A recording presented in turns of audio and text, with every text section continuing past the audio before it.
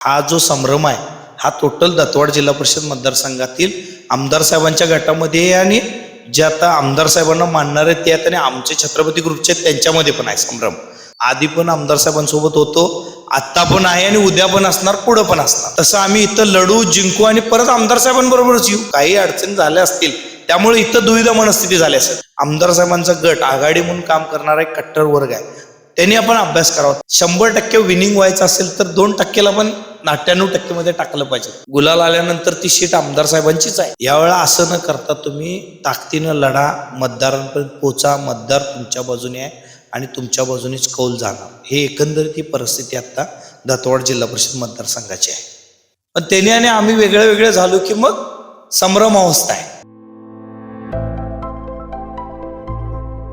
प्रमोद दादा, तुम्ही अक्षरशः दत्तवाडचा भागानभाग आणि गल्ल्यान गल्ली पिंजून काढत आहे. कशा पद्धतीच्या लोकभावना तुम्हाला जाणवत आहे? कशा पद्धतीचे लोक तुमच्याशी संवाद साधत आहेत? आता अर्ज भरल्यानंतर आम्ही राजापूर जाऊन आलो, एबी फॉर्म दिले गेले. त्यानंतर मी काल घोसरोडमध्ये पूर्ण गाव बऱ्यापैकी 40 मीटिंग झाल्या आमच्या. आज दत्तवाडमध्ये मी 3 तास झाला आहे आज दत्तवाडमध्ये.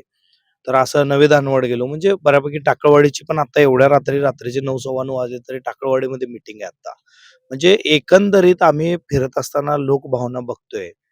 लोकांचं हेच मत आहे की प्रत्येक वेळी आम्ही ज्यांच्यावर राहतो किंवा ज्यांच्या सोबत आहे तिथं काहीतरी राजकारण होतं आणि आम्हाला थांबावं लागतं. यावेळेला असं न करता तुम्ही ताकदीनं लढा, मतदारांपर्यंत पोचा, मतदार तुमच्या बाजूने आहे आणि तुमच्या बाजूनेच कौल जाणार. हे एकंदरीत ही परिस्थिती आता दत्तवाड जिल्हा परिषद मतदारसंघाची आहे. पण दादा, तुम्ही आमदार साहेबांच्या गटाबरोबरच राहिलात. पुन्हा एकदा आता वेगळी काही भूमिका घ्यायची का? याच्यासाठी कार्यकर्त्यांच्या बरोबर तुम्ही आहात.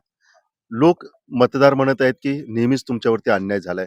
मग ह्या दोन्हीची सांगड कशी घालणार? एका बाजूला आमदार गट आणि एका बाजूला लोकभावना. अगदी म्हणजे तुम्ही महत्वाचा प्रश्न विचारला की हा जो संभ्रम आहे हा टोटल दत्तवाड जिल्हा परिषद मतदारसंघातील आमदार साहेबांच्या गटामध्ये आहे आणि जे आता आमदार साहेबांना मानणार आहेत ते आहेत आणि आमचे छत्रपती ग्रुपचे आहेत त्यांच्यामध्ये पण आहे संभ्रम.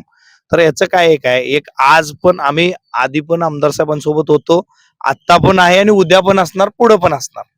त्याच्यामध्ये उत्तम उदाहरण काय आहे की आज सरकार पक्षामध्ये 3 पक्ष एकत्रित आहेत, पण महानगरपालिकेला, नगर परिषदेला वेगळे लढले आणि परत एकत्रित आले.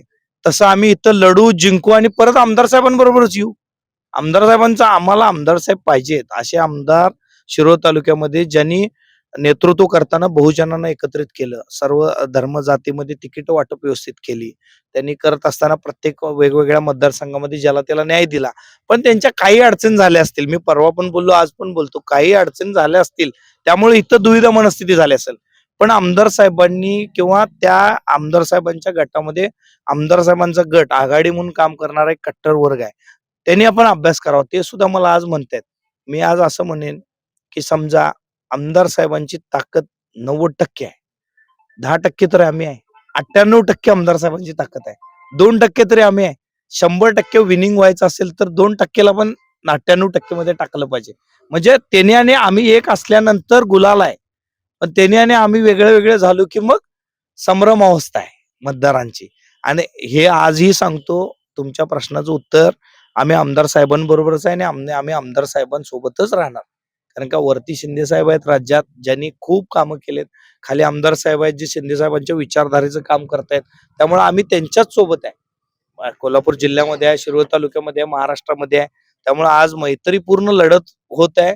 आज आम्ही फिरत असताना, काल असू दे, आज असू दे, आम्ही आमदार साहेबांच्या गटातील प्रमुख लोकांना भेटलो.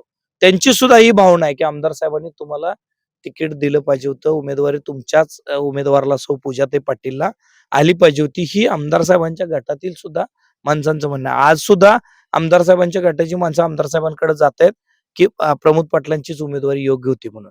आम्हाला काय दिलेल्या उमेदवारांचा विरोध म्हणून हे असं नाही, आम्ही मैत्रीपूर्णच लढणार. गुलाल आल्यानंतर ती सीट आमदार साहेबांचीच आहे, आमदार साहेबांची सीट म्हणून ती तालुक्यामध्ये असेल. कारण का आमदार साहेबांनी तेवढे कामच केलेत, त्यामुळे त्यांच्याबद्दल दुमत नाही आहे आमचं. आपण आमदार साहेबांचा जो खालचा गट आहे त्यांची एकदा कार्यकर्त्यांची बैठक, जे तळागाळातील कार्यकर्ता असतो, ज्याचा काही राजकीय स्वार्थ नसतो, असा एक वर्ग असतो आणि तो 98 आपल्या 80% तोच असतो. त्यांची एक मीटिंग घेतली पाहिजे आणि विचारलं पाहिजे की तुमचं मत काय आहे.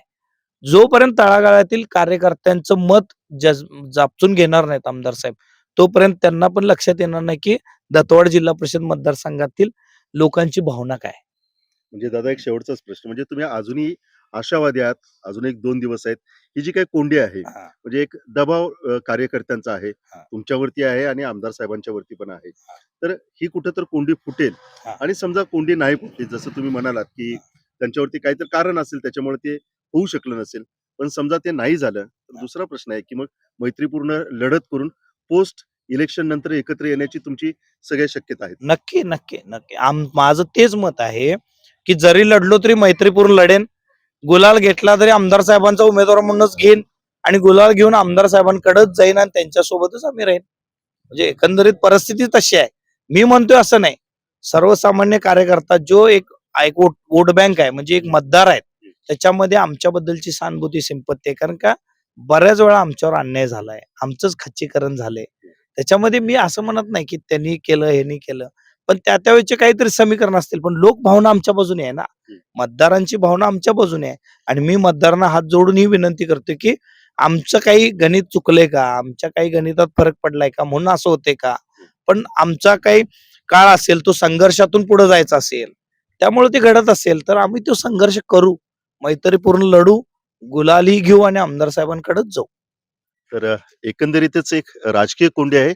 एका बाजूला मतदारांचा आग्रह आहे, दुसऱ्या बाजूला कार्यकर्त्यांचा दबाव आहे.